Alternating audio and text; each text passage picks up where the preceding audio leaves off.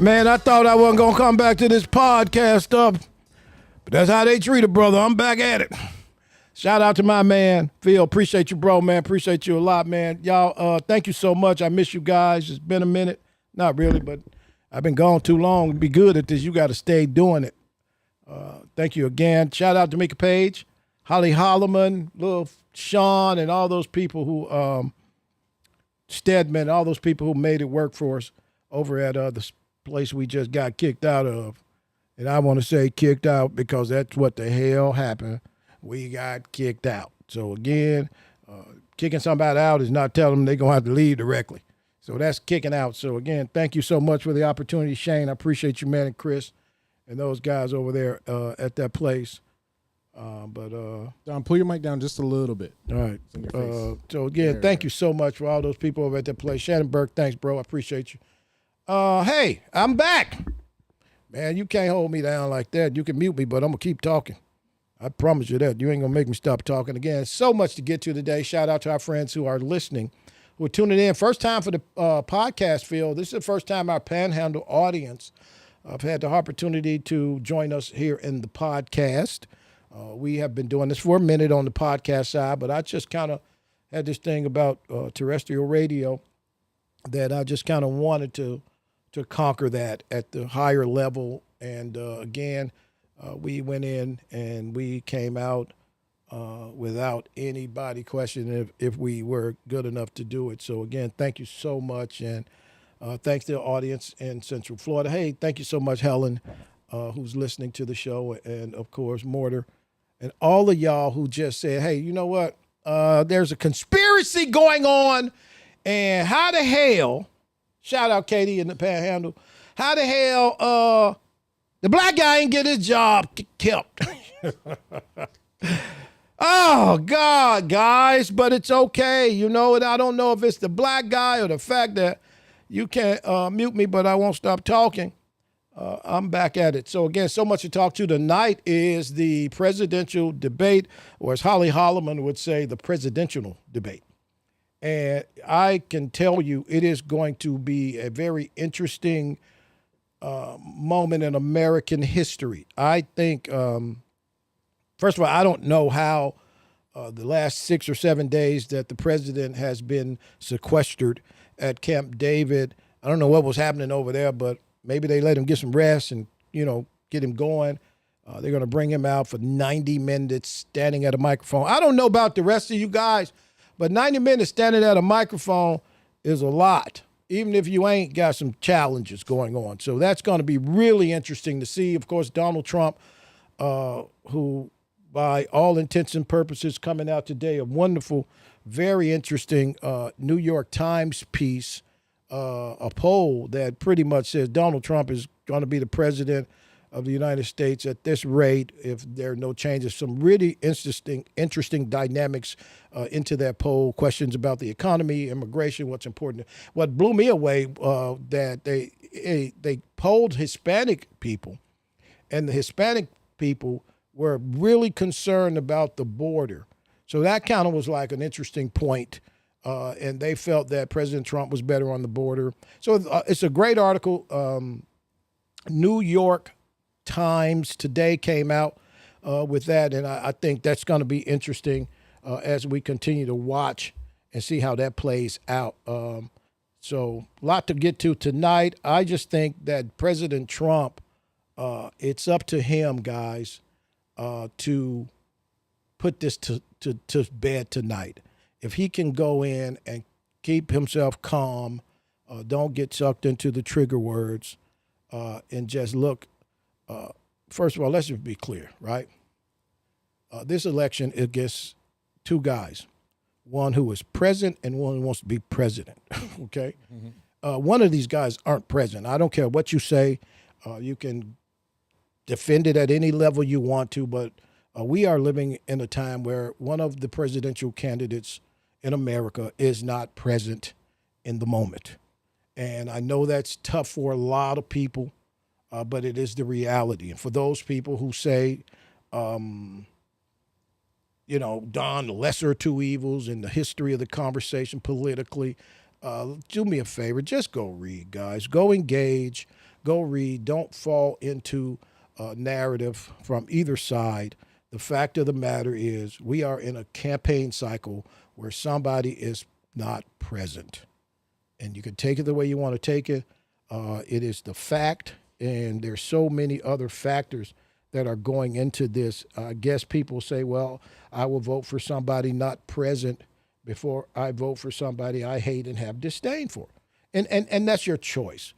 Again, something came out. Nate Silver, who is the renowned pollster, many call him the guru of political polling, came out today and pretty much said that it's not, this whole toss-up conversation is the most ridiculous thing out there. This is not a toss-up. The American people are done. And when I say this, there are going to be people who vote for either candidate just because they like that candidate.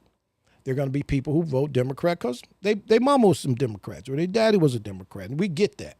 But the fact of the matter, in America today, in the gerontocracy in which we live, we got to make tough decisions, and we got to make decisions for our children and our children's children. And I get it. If you live in this country, no matter where you live, rural or urban America, and you think that leaving the border wide ass open is a good idea, then you don't know history.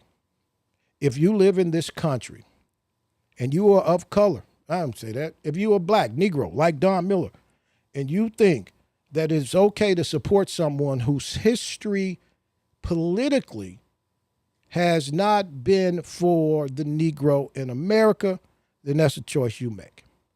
But this is an election cycle about what is important to you, but it's also an election cycle that I think we need to attach ourselves to, not letting our history be a mystery, because that's when we fall right back into the same trick bag that got us here. So we got to be careful and go into the debate tonight and watch the debate and just take a moment, pull yourself away from whatever you feel about the candidates, and just think about your children and America's future. And at what moment in time has it been more pivotal than this one? And that's just a fact. That's just the way it is. And I am really concerned as I watch tonight. Listen, I'm going to be watching at a place called Blend and Barrel. That's on the water in beautiful Sanford, Florida. Downtown Sanford, Florida, Blend and Barrel. So I'm going to be watching the debate there for a little while. I'm going to try to get over there. It's across town, of course. But I just want people to understand that this is the debate that the numbers are going to get.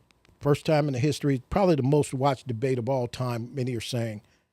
And they're not watching it for the right reason. Many people are watching it to see another guy flail out. Let's be clear. I promise you, man. They got prop bets for this thing?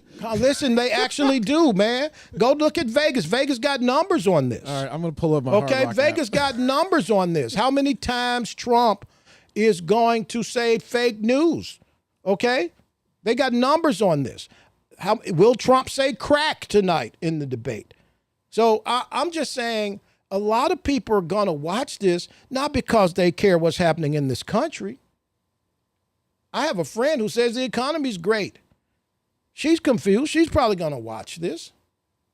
But I'm saying more people are going to watch this because we are so horrible as a people. We want to see somebody flail out, man. Listen, Joe Biden's family should have took Papa home a long time ago, man. Papa shouldn't be. I actually, even though I'm suffering from compassion fatigue, I am feeling really badly to watch this gentleman crash and burn in front of the American people, in front of the world. It's not okay.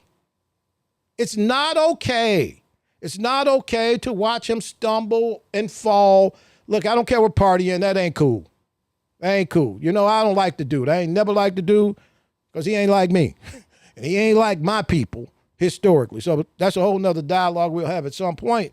But the fact of the matter is, guys, People are watching this because they want to see Trump go crazy or Biden crash and burn. And that's a fact. I don't care what you say. Nobody is going to be taking notes on what's going to be said tonight. Maybe some of the reporters oftentimes, but the most people, if 100 million people watch this, 99,999,000 are going to be waiting to see somebody crash and burn or get out of control. Let's be clear, because we don't even need a debate. We should be the type of country, the type of nation of people that say, hey, man, we need to create some kind of legislative action that the gentleman that's unwell, we can't have unwell people. But the amazing part of it is one can be unwell in a physical sense. Some people would say Donald Trump is unwell because of narcissism or whatever they've called it. But the fact of the matter is, they're watching this tonight, Phil, because they want to see a show. Tell you right now, shout out to Katie, says she's going to be 3 shots in, and many people, even me, might have a few. But the fact of the matter is, why have we gotten to a point where we have fallen so deeply in a gerontocracy? Why? How? And then I'm hearing these rumors on the backside of who's in line. Some Dems want him to crash and burn so they won't have to remove him. If he crashes and burns publicly, that's a plus for the Democrats. So the American people won't say, y'all cheated, y'all just took him out. But there are people who have bought into the long-term conversation in that party, guys, that say whose turn it is. Don't be surprised if you hear the name Hillary Clinton in the next few weeks. I'm just telling you. And where is the vice president? Anybody seen her? Anybody seen her? My point is very important, guys. I need you to hear me. It's very important, guys. We have to watch this in hopes of getting a better understanding that sometimes it's okay. Sometimes it's okay to bite your lip and vote. The only bad vote is an unprincipled. That's the only bad vote, guys, is an unprincipled vote. Is it okay? Somebody asked me the other day, is it okay to vote for somebody you don't like? I have voted for many people I didn't like personally. Absolutely. I have voted for assholes. But I followed deeply how they engaged and what their policy was about. So it's easy. You got to take the personality out of it. And that's what I think we struggle with, and the level of manipulation that have been placed upon, oftentimes, upon black folk. Okay? Look, the black people have been the side chick for the Democratic Party for a long time. I'm going to shout out Tez Figaro. That's a conversation we had so much. The black community has been consistently the jump off to the Democratic Party. And let me tell you, for those who may live in Santa Rosa County or somewhere deep in the Panhandle, close to the water on the other side, or even those who are drinking in Destin as we speak, a jump off is a side chick. A side chick. So you got a main chick and you got a side chick.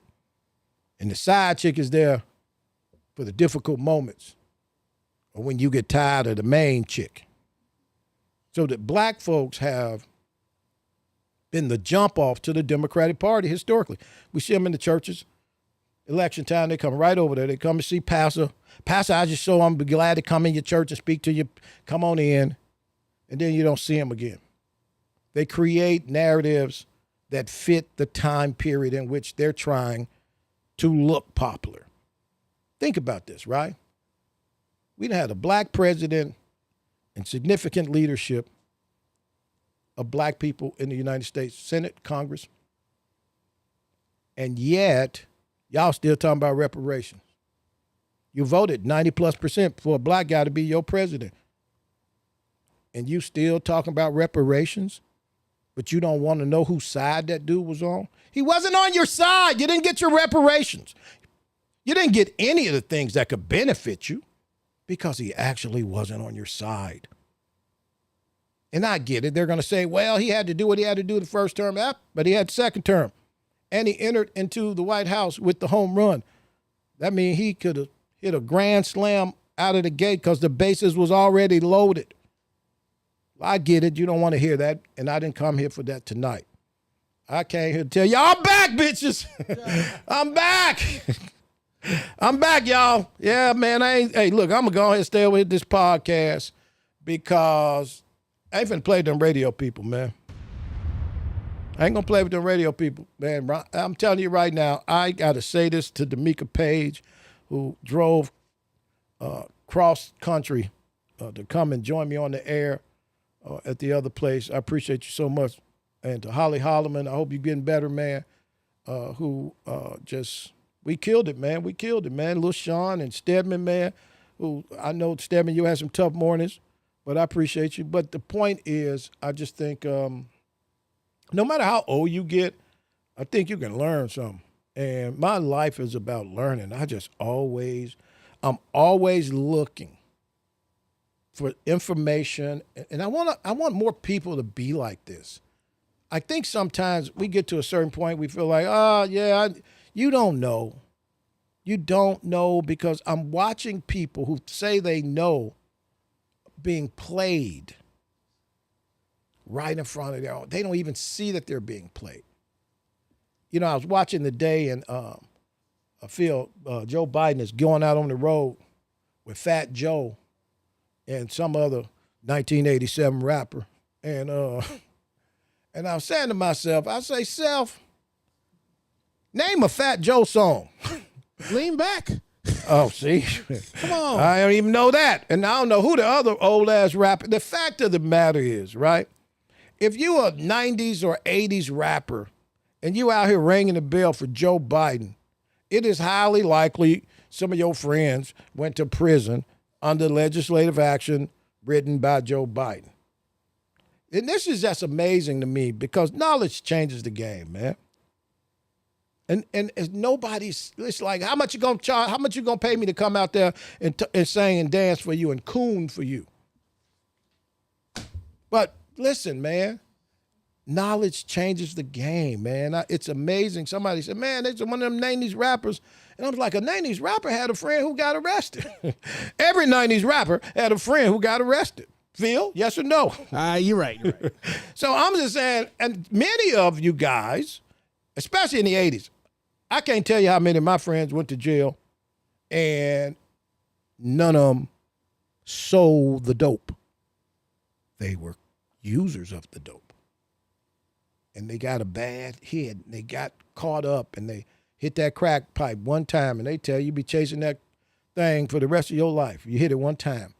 And I watch my friends, not the distributor of crack cocaine, but I watch my user buddies who have fell on hard times and start using dope, coming out of bad relationships or just getting caught up, man. Good guys, educated guys, go to jail for using dope. Not selling it, but definitely using it to create such a thing called the prison industrial complex, a whole new genre of oppression. And it's very important when you have these type of conversations that we keep into context. These were users, not sellers. When you put 800, 900,000 people in jail for crack cocaine, they can't all be sellers. They can't, everybody sold, they can't all be sellers. These were users. They were incarcerating users. And I took issue with that back then, and I take issue with it at any point. I take issue with it today. When you create a cottage industry by incarcerating the user, and now fast forward 2024, a new cottage industry is being created called rehabilitation. And the funding is coming from the government. Because no, you can't incarcerate the user. That wouldn't be right in 2024. The opioid crisis is a real crisis. Fentanyl is killing our children. But nobody in record number is being incarcerated. And I get it. People are saying, well, Don, the times are different. Right, the times are better. It should be easier to deal with it today as opposed to the 80s. But the user got swept up and sent to prison, oftentimes for years. And now we are watching an America where the President of the United States' son is an addict. Oh, as we affectionately call him in the hood, he's a crackhead. It's a crackhead. My cousin Tony was a crackhead. My sister Sherry was a crackhead. And they are both no longer with us because they didn't have people to swoop in and provide services so that they could be all right. And now they want us to feel sorry for the rich-ass crackhead who daddy run the country. Y'all got me fucked up on that. I said it. If you expect me, and it should be any of us who come from that era, to feel sorry or say, oh my God, he should have rehab. He needs a chance. There was no chance for Tony or my sister who was found dead in the alley behind the house. Good girl, smart girl, going to school, tried something new. There was no opportunity for her. Nobody raised their hand and said, hey, we got a whole clinic over here that just got funded by the government, billions of dollars, so we can clean these people up and give them another opportunity in life. Telling y'all what I know. I ain't making this up. I am saying I don't feel sorry for Hunter Biden at all. And none of you should feel sorry for his crackhead ass.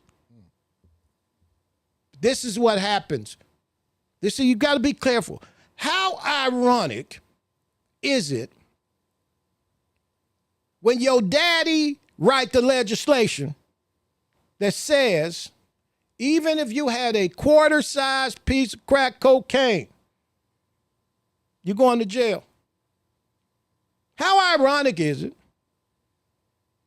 when he says 5 years, when he creates mandatory minimums, when 800,000 users go to prison, guys? I'm not defending the use of illicit narcotics. I'm saying we shouldn't be bamboozled one more time. It wasn't a crisis then. When was the last crisis for the Negro that was really a crisis that was acknowledged by the masses? I'll wait. I don't recall. And we have to step away, guys, and really look at the big picture. When I saw this New York Times piece and it said Hispanics supported Trump on the border, and I'm saying to myself, wait a minute. It's not what the narrative says. But we got to step away, man. We got to look, man. We got to start loving people who love us. I know, to the Christian homies out there and listening to Jesus, D'Amica Pages of the world, you're supposed to love everybody.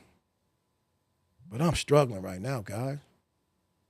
I am actually struggling with loving everybody. And maybe that's because my walk might be a little different than many of you people. But we got to start paying attention. And I need you guys to listen to me, man. I came back to do this. I was depressed the other day. I was not feeling like I'd ever do it again. Man, and I just was like, damn, you know what? You ain't going to get me like that. Not that easy. I come this far by faith. Thank you so much. Phil, man, you want to take some phone calls? Anybody want to talk to your boy tonight, man? I'm so glad to be back. If you want to call us, give us a call, 352-717-4071.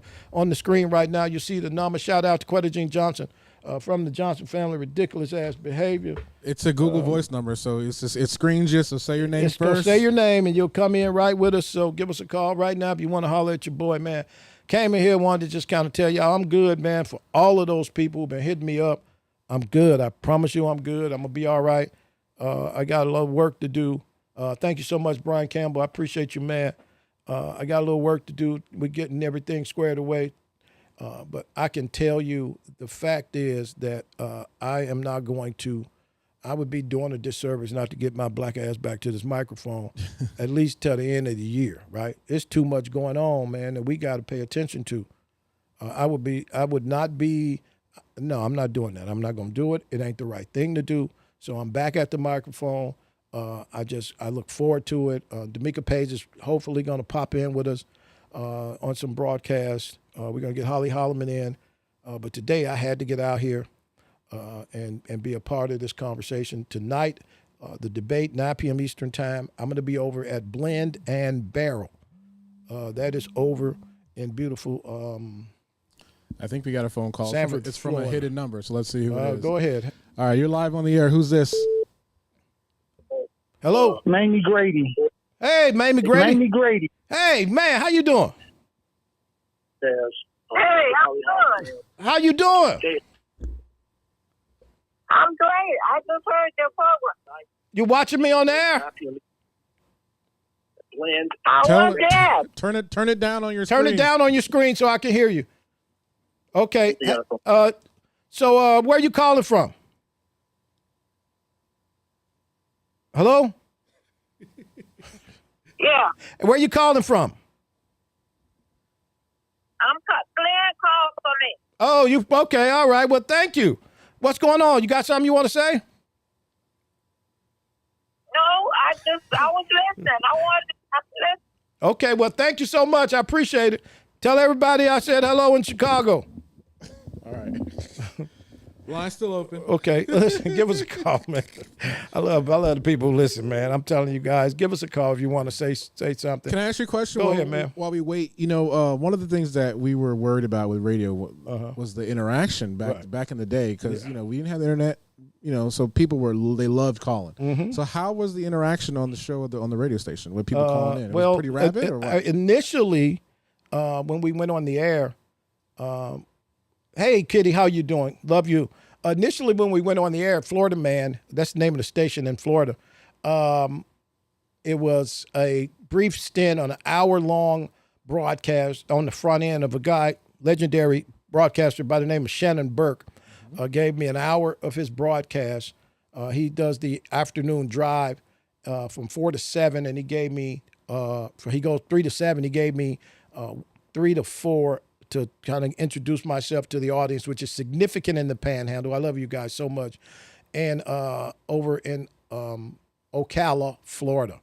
So just kind of felt it out. And then I think that was perfect. And then we went in the mornings, 10 a.m. to 12 p.m. Myself, Holly Holloman, and D'Amica Page. And that went extremely well. Again, our listeners in the Panhandles embraced us all over the country, as a matter of fact. And then we were asked to do 10 to 2. There's a famous radio broadcaster was on from 12 to 2. They removed that broadcast, and then we went from 10 to 2. And from that point, the show became amazing, and we appreciate all the support we got. All right, we got a call. All right, you're live on the air. Who's this? It's Anonymous. Anonymous, what's going on, Don? What's up, Anonymous? Yeah, man, I missed the show. I'm glad to see you came back. Please don't leave. I'm definitely glad you're here, man. I'm glad you got back on this microphone. Like you say, they can't mute you. Yeah. So I'm glad you got back out here, man. Well, I appreciate you, man. Thank you very much. All right, let's remember, we need your voice as a black man. We need it. I love it. I encourage it. Keep your head up. You made some of my days some of my best days. So seeing you keep fighting, I know I can keep going too, brother. Appreciate it. I appreciate you, man. Thank you very much again. Wow, it was those calls like that, I think, that Holly and I realized that what we were doing was worthwhile. D'Amica, of course, was amazing to the audience. She's just D'Amica. You know how that is, Phil. D'Amica's D'Amica. Yeah.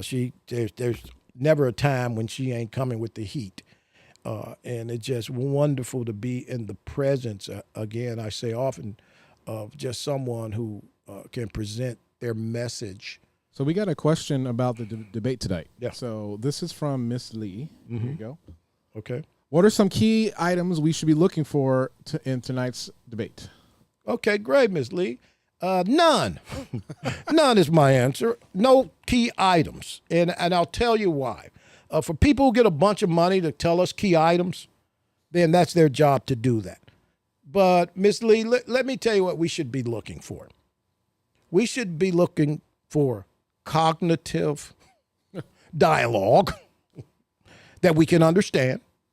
We should be looking for someone who can articulate the message so that we can understand. I want to hear about the border, but we know about the border. I want to hear about the economy before the border. That's important. I just think hit the points that the people care about. If you can hit the points that the people care about to such an extent that they know, and talk on the level too. You know, it's amazing when I see some of these people and they're talking about talk to the people, man. We want to hear about the economy. I went in the grocery store. Anybody say the economy is okay is a damn fool or a damn lie or a damn fool, that's a damn lie. I want to hear about the border.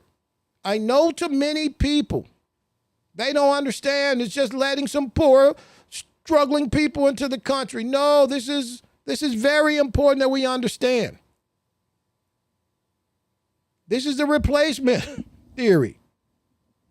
These people are going to Chicago, to the south and west sides, and to many of these urban communities and getting taken care of better than the people who built the damn urban communities. They are getting goods and services that the people who put this shit together aren't getting. And if you think that's okay, then okay, that you take that position. But when you allow someone to come into a country and pay nothing into the system, not a damn thing, and then bring along, and I know y'all want to deny this, some hell hardcore criminal activity. If you think some of these thugs and these street people we got in America are hardcore, man, you bringing these killers.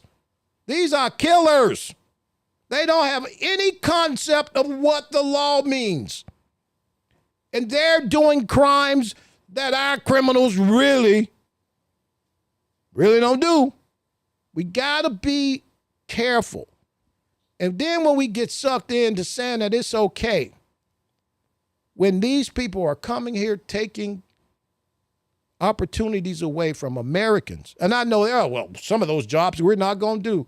Yeah, I'm tired of hearing that too, to be honest with you. If you pay a living wage, we'll do them. Can I repeat that to the people over there that didn't hear me?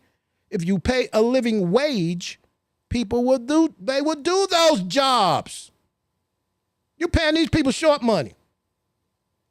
And then you're putting them on. You're giving them places to live when we got thousands and thousands and thousands of men and women who serve this country. Ain't got nowhere to live. But we just brought a whole ass family from Nicaragua into this country and put those kids into our schools and gave them a place to lay and a stipend when there are people right here who can't access those benefits, guys. I know. I'm just telling you what, I got a problem. So we need to lock. The border is important. I know y'all don't want to hear to some of my liberal friends, the border is a crisis. Then you got all these damn Chinese-age men, Chinese-age, 25-year-old Chinese men, buffed like a motherfucker. Excuse me, I cuss sometimes. Well, hey, we're uncensored here. Coming over the border. Chinese guys, young Chinese. Oh, they just want to come over here to a better America. No, they don't. Listen to me, guys. We need to secure the border. But I want to hear that. To the lady who asked, I want to hear the border. I want to hear the economy. Now, I got some other things I would like to know about.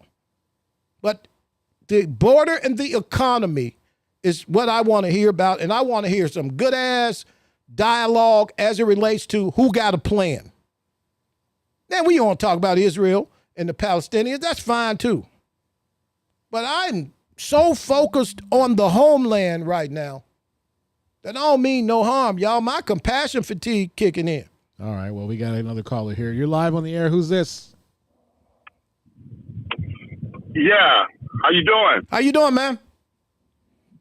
All right, good, man. Good to see you online. And I'm watching you from YouTube. And, yeah, I was the one that kind of inboxed your on online and actually about getting a YouTube platform podcast or something. But hey, good to see you, man. And the only thing I wish that you can put on your YouTube is set it up for donations, super chats, and things like that, man, so we can support you financially. And also, the only thing I got that I would hope that President Trump do tonight, man, is maybe announce his VP, man. You know, like, hey, man, you know, I'm going to be honest with you. I like that guy out of North Carolina, man, Mark Robinson. Okay, well, thank you so much. Appreciate it, man. Hey, well, Mark Robinson, again, that's an interesting point he just made. Mark Robinson is the current lieutenant governor of North Carolina. He's a really sharp guy, interesting guy, very spiritual guy. He's a great orator. Some really interesting points he's made in the last few months, few years as a political candidate. But that's interesting you say that. Regarding what the guy said on the phone about the super chats and stuff. Yeah. We can get there. We just since the channel has been rebooted, essentially, we just need you guys to watch all the videos. We need to increase the watch hours, and then we can go ahead and set that up. So that's all dependent on the people. That's it. Okay. So we can definitely get that set up. I don't know how that works. Well, you know I got you, brother. But you can subscribe and like and tell your friends. We want you to do that. Hit those buttons, whatever, so that you can be notified when we come on. We are back up and running, and we're going to have some really good shows. But again, I appreciate you. You can holler at me right now. Numbers. Thank you, Florence. I can't run for student council. Florence say Don for vice president. I can't run for student council. My plug will stop speaking to me. So we got another question for you here. Yeah. Do you think Sleepy Joe will step up tonight or fold? I don't like to call him Sleepy Joe because he's not well. I don't make fun of people who are not well. But I can tell you he can't just be okay tonight and come out as a winner. He has to exceed okay. I know there's some people who's like, the bar right now, he's got to exceed okay. Because if you look at the numbers, the American people don't have a lot of confidence in the gentleman. I know people don't want to hear that. But the American people, if you look at the numbers from all of the polling outlets, the American people don't have confidence. So he's got to supersede okay. If he supersedes okay and the other guy don't lose his way, I think we can have an interesting conversation and a bunch of good dialogue coming out of this debate. And that's what I'm hoping. I'm hoping that after this debate, we have real dialogue as to how we move the country forward and who's going to be our person or our people. And I think once we get to that point, who's going to be our person, who's going to be our people, I think that's the only way we can move toward interesting conversation about what we're looking at. The president, Mr. Trump, has to pick his VP right away. From what I understand, it's going to be tonight. It's got to be tonight. People need to know who you're running with. And you think they'll use AI, deep fake technology for Biden? We're going to know because it's a bunch of smart-ass people out there right now that's going to know if it's some kind of technology because I agree. Look, I'm 60 years old. I eat really good, okay? I don't work out like a damn, but I can tell you this, standing up 90 minutes is standing up 90 minutes. I'm telling you right now, it's hard to stand up 90 minutes. You ever stood up just 90 damn minutes? Your back hurting? Back hurting like a son bitch, okay? And he 80 years old standing up 90 minutes. I'm telling you, man, standing up 90, I get it. Same thing for Trump. But Trump out here hustling, so he still got some, he moving around. He was moving around, jumping up and down. He been on tour, right? The fact is, man, I don't know what. I hope they had Biden doing some calisthenics last week at Camp David because that's going to be 90 minutes standing up. I'm telling you right now, 90 minutes standing up and then being on it. Whew, listen, he has to supersede okay to really move this conversation. So we'll see what happens with that. 352-717-4071, man. I'm just sitting here. I came here to see my boy Phil, man. So we got a comment here from Mortar. It's cut off, so I'll read it. Y'all were the most comedic and lighthearted show on the station here in Orlando. Listen, laugh, and learn wasn't just a show motto. It applies to everyday life as well. Okay, well, thank you so much. We appreciate that. Listen, laugh, and learn. has been our model from when we started. And the problem is with Listen, Laugh, and Learn, we just actually laugh. And this is how we engage anyway. We love to laugh. We love to learn. And so Holly Holloman and, of course, D'Amica's always kind of learned, but recently she started laughing. And so, man, D'Amica Page laughing is some of the best radio or podcast you can get because she Jesus. And so, yeah, she's been laughing a lot lately. So thank you so much. That is the motto, and that will never change. I just think there's laughter. If you know how to insert laughter in whatever you're doing, it can make the learning process so much better. So we just like talking and laughing. Yeah, we got another phone call here. Go ahead. Let's take it All on. right, you're live on the air. Who's this? Hey, this is Katie from the Panhandle. Katie, I miss you. What? I miss you so much. I got so tickled when you answered my email. I said, oh, I got to keep up with Mr. Don Miller. Well, thank you so much, Katie. Katie, where are you calling from in the Panhandle? Crestview, Florida. Crestview. Okay, Kentucky. Kentucky, yeah. Yeah. Okay. Well, thank you so much. You got something you want to say? I just wanted to say I sure miss you guys. I miss D'Amica, and she was getting started with that nutrition stuff, and like I've been working out and everything, and like she was really, good with that. Man, I miss her so much. Well, I'm Sean, I'm you trying to, and Holly. I'm trying to get D'Amica to come on back. She took some time off, but I know she missed you guys too. We were talking today, and people were really benefiting from her nutritional advice, especially now when we all need to lose 10 pounds. I know I do. Oh yeah. Well, thank you so much. I wanted to say about the debate tonight is how do you guys feel about the rules? Like Trump isn't going to be able to speak. The microphone's going to be cut off. There's no audience. Like I think it's just there's so definitely AI tonight, used in. If there's no audience, they're definitely using some tactics. Yeah, there. they're gonna cut him off if he's gonna try to talk. They're gonna mute his microphone. They said. Okay. And they're also not having an audience or anything. Okay. Let me tell you. Let me just say this. Okay. And I want everybody to hear what I'm saying, which goes to my point. And it goes to my point in such a way we all should be, no matter where we vote or how we align, concerned. We are having a presidential debate for the first time in history without a studio audience. We're having a presidential debate for the first time in history with mics turned off. Donald Trump decided to go to a liberal network with these rules and debate Joe Biden. Please hear me, guys. You don't have to like Donald Trump, but that's some gangster shit. He goes into this, Katie, knowing he ain't got no coverage. And I have to respect that right there because he didn't have to do this. Because he going into no coverage. Mic turned off. He's going into a situation that, for all intents and purposes, not even fair as a debate. I was on the debate team for 3 days, and it didn't work out for me. You know what I mean? So this is really not a debate, but for Donald Trump, and let's be clear, Phil, he's going into an unfriendly territory. CNN, Atlanta. You know Fannie Willis outside the door. You know what I mean? They always got to have something about. Anyway, the point I make is this. This is the point. I think that Joe Biden has to exceed okay.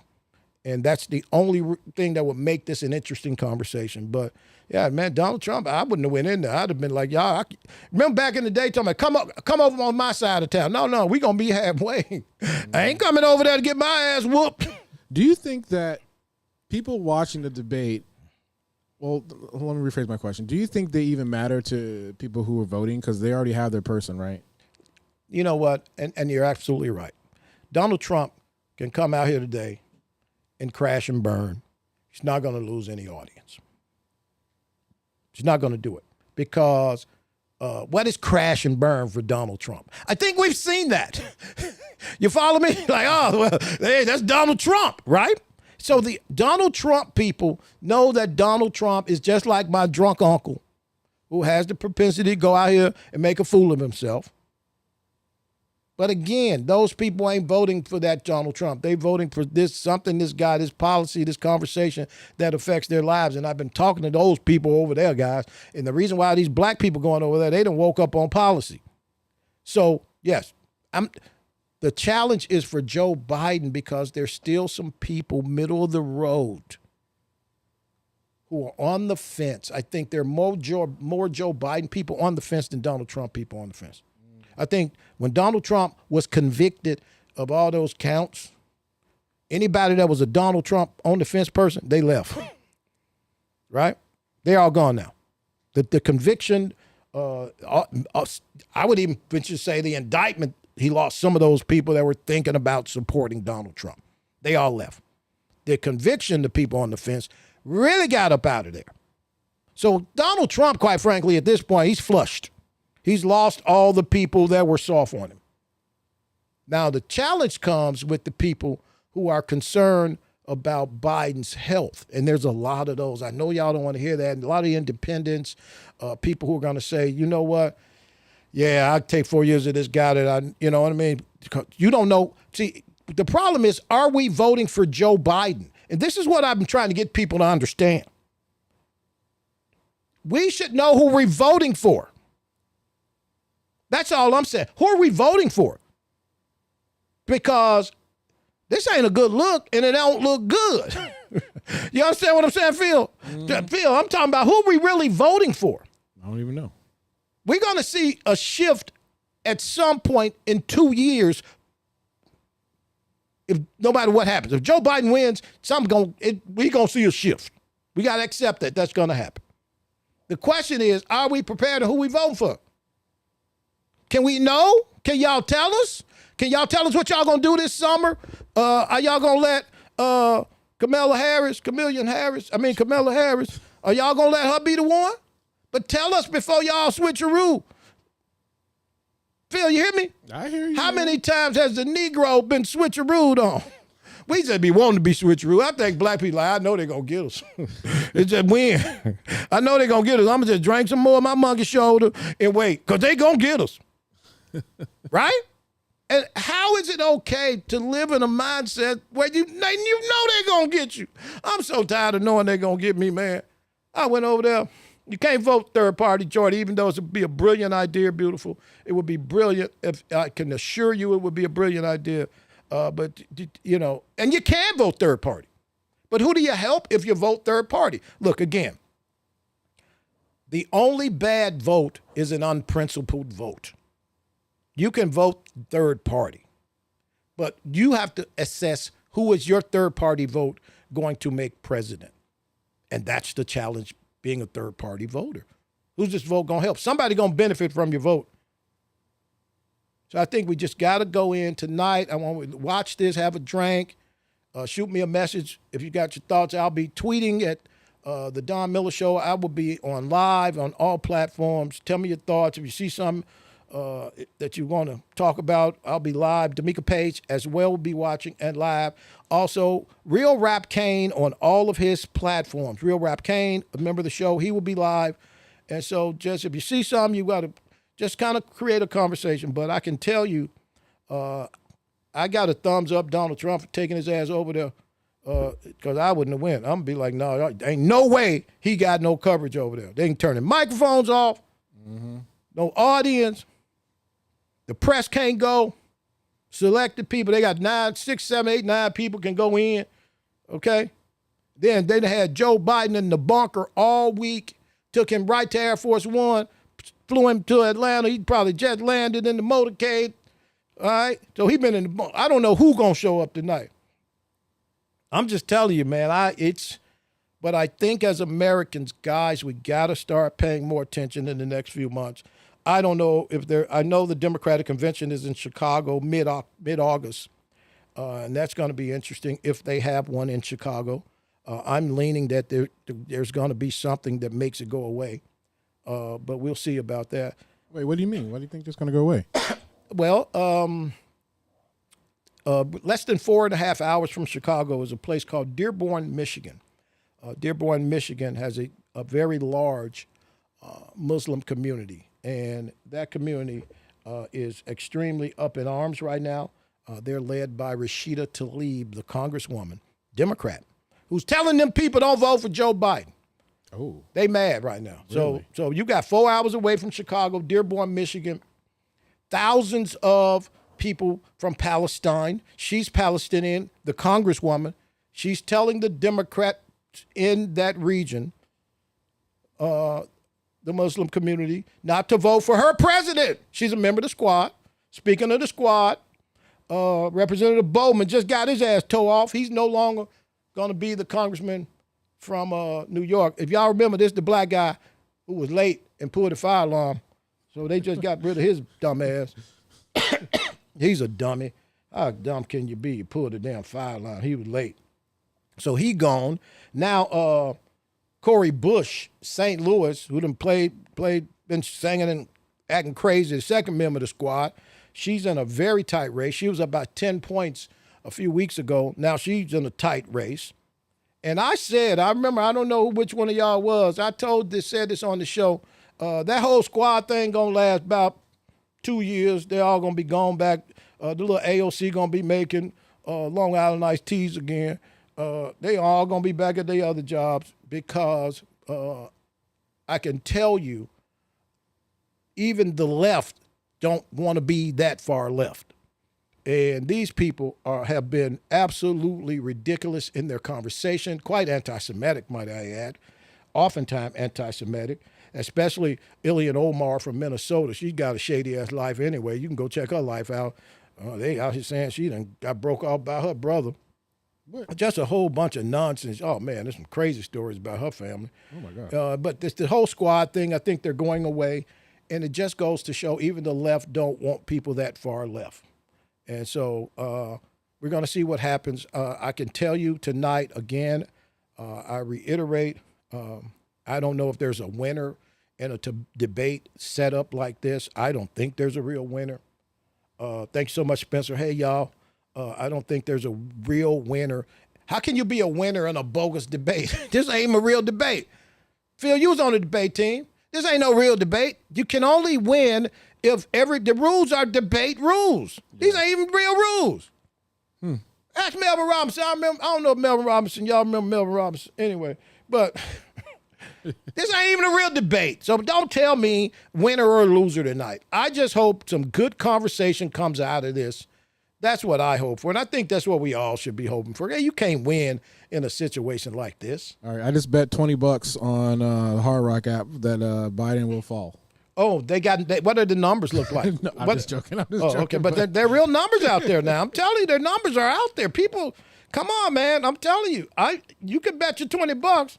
Yeah. But I'm saying to you guys, really, y'all need to really take a moment and just kind of be really a little more in tune in what's transpiring politically in this country. I think we got to separate from this anti-anybody thing. Look, I've talked about being against President Biden for the last 30 years before y'all start saying it. Before the Negro president, well, the alleged Negro president, before he picked him as his vice president, I was anti-Joe Biden just because of the way he treated a young black lady during the confirmation hearings of Clarence Thomas. Her name was Anita Hill. And he was the chair of judiciary. So what was that, 92 maybe, whatever. I was anti-Joe Biden when he was a senator passing bills that I was hearing about as a young guy. So this ain't, anti-Joe Biden ain't something I just landed on. Anti-Joe Biden is based on his history of anti-Negro and anti-Don Miller lookalikes. So that ain't never going nowhere. But I just want people to really kind of be a little more cognizant of how we engage, especially out in these streets in the conversation. Man, I was talking to a dude the other day. Man, I hope this dude ain't had no kids, because I know he was so dumb. If he had kids, they was probably going to be dumber than him. I was like, damn. I was like, man, the things that he was saying, I was like, oh, yeah, okay, nice to meet you. He's like, no, let me tell you. And I was like, man, go on, man. And get what they call it when they make sure the man can't have no kids. Oh, castrated him? No, Or vasectomy. Man, vasectomy, man. You know, they should have paid him $10,000 to have a vasectomy. This dude have a child. He gonna be a problem on the system. Again, thank you so much, everybody. I wanted to get in here tonight. The debate, 9 p.m. Eastern time, coming up on all your networks. I'm sure you can find it easily. I'm going to be at Blend and Barrel, which is in Sanford, Florida, on the water. I'm going to go there, 9 o'clock, hang out. Hope Real Rap Kane is going to join me. Some of the other friends of the show are going to be there. Yeah, look, I just need to go and just relax. I want to watch a debate. I want you to watch a debate. And then we're going to come back. We'll make an announcement in the morning when we're going to have a debate conversation as we can break down the debate to be in the next couple of days right here on the Don Miller Show on Facebook, IG, wherever you're watching. Also, like and subscribe. Like and subscribe. Like and subscribe. They told me to keep saying that because last time I wasn't saying that. And for the gentleman who wanted me to raise some money, thank you, man. I appreciate that. I could use a few dollars. So I'm going to let Phil tell me how I can get a couple more dollars. I ran out of Monkey Show the other day. They didn't even know how to get me none. Again, but I appreciate you guys so much. Again, we're going to be live. The show will be up as a podcast taped when we leave the air. But I told Phil, I say, Phil, man, when I come over there, I got to do live podcasts. I can't just, y'all can look at it later on. I can't be talking to myself. I don't know, man. I struggle with just sitting here talking to the TV. I see these people do these taped-ass podcasts, be like, talking to yourself all the time. Thank you so much, Ashley. Cheers to the Monkey Shoulder. But, yeah, I got to do a live show because somebody got to call in and tell me they love me while I be on the air. I need that inspiration, man. When somebody like, I just want you to know. Thank you so much because I've been going through it. But I'm going to be all right. There's light at the end of the tunnel, man. It ain't a train, that's for sure. But, again, thank you so much. Thanks, Phil, for letting me holler at you real quick. Of course. And we're going to be doing this. Please, again, like and subscribe and shoot me a message if you got something you want to hear us talk about. This is what we're going to do here. We ain't do this on the radio. If you got something you want to hear us talk about, send it to me. Don at the DonMillerShow.com or on any of the platforms. I actually try to set aside an hour on the weekends and go over all them damn messages. And I want to tell y'all, some of y'all are so nice. But to the gentleman who was talking about money, I like you the most. He was like, Don, you need to get that money. You didn't get that money, Don.